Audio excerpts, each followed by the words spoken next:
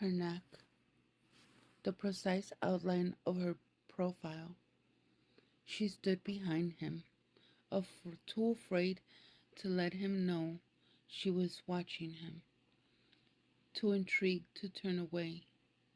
Luz jerked forward as she felt something pinch the back of her shoulder, then float over her head.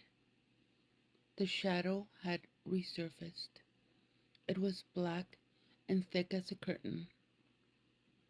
The pounding of her heart grew so loud that it filled her ears, blocking out the dark rustle of the shadow, blocking out the sound of her footsteps.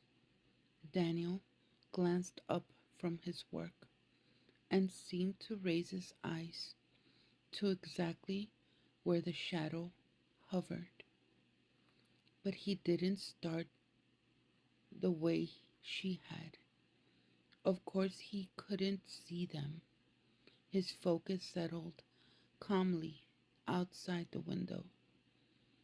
The heat inside her grew stronger.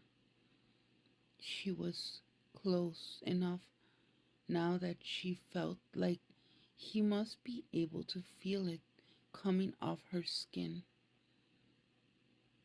As quietly as she could, Luz tried to peer over his shoulder at his sketch pad.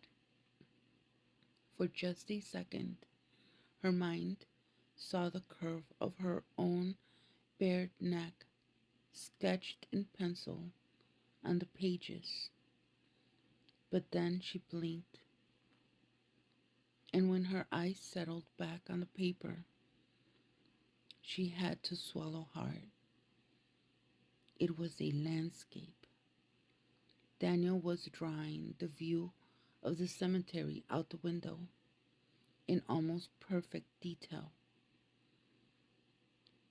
Luz had never seen anything that made her quite so sad. She didn't know why. It was crazy, even for her to have expected her bizarre intuition to come true.